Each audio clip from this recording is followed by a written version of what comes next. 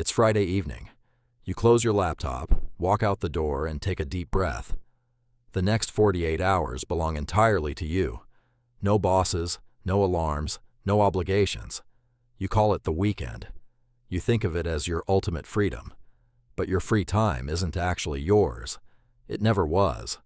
Your weekend was manufactured on an assembly line, exactly like a car or a toaster. To understand why, we have to go back. Because for 99% of human history, the concept of a weekend simply didn't exist. Our ancestors worked when the sun was up.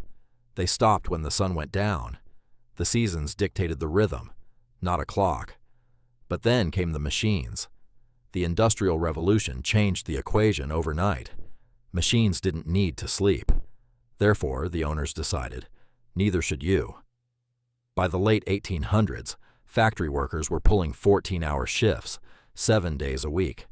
People were physically breaking down. The human body wasn't designed for this relentless output. But the corporate titans didn't care about human health. They cared about a totally different problem. They had a mathematical crisis on their hands, a crisis of overproduction. Factories were pumping out thousands of cars, radios, and clothes every single day. But there was a fatal flaw in the system. Who was going to buy them? Enter Henry Ford. The year is 1926, Detroit, Michigan. Inside a closed boardroom, Ford makes an announcement that shocks the industrial world. He officially institutes a 5-day, 40-hour work week, with no cut in pay. The newspapers praised him. They called him a visionary, a humanitarian, a hero of the working class. But Ford wasn't running a charity. Ford was running a calculator. He had realized a terrifying truth about modern consumer capitalism, a truth that still rules your life. He famously stated, "Leisure is an indispensable ingredient in a growing consumer market."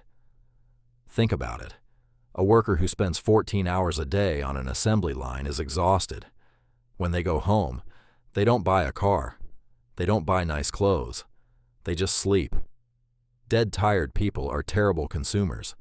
You need free time to spend money. So Ford gave you the weekend. Not because you needed rest. He gave it to you so you would have time to buy the exact things you were building. Those 48 hours of supposed freedom, they were meticulously designed as a spending window.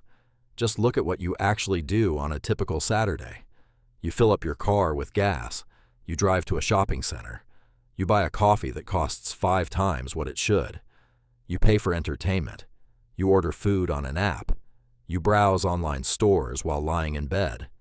Without realizing it, you are participating in the second half of your job, the invisible half, the half you don't get paid for, but the half the economy relies on. The system gave you 2 days off so you could pump your paycheck right back into the machine. By the 1930s, the rest of the corporate world saw Ford's massive profits and copied him. The 5-day workweek became the gold standard. The weekend became a global institution. But they didn't just give you the time. They built an entire industry to fill it. The concept of leisure time was monetized down to the very last minute. Which brings us back to you, and that feeling you get on a Sunday evening. The modern weekend often feels exhausting, doesn't it? There is a constant, suffocating pressure to go out, to travel, to make memories, to buy a 48-hour dose of happiness before the timer runs out. That low-level anxiety you feel when Sunday night rolls around. It's not just you dreading another week of work. It's the psychological exhaustion of playing your consumer part perfectly. You didn't win the weekend from the corporations through strikes and battles. They built it for you. A perfectly designed hamster wheel. You work for 5 days to manufacture the products and earn the capital. You take 2 days to buy those exact same products back. And on Monday morning, the bank accounts are balanced and the cycle resets.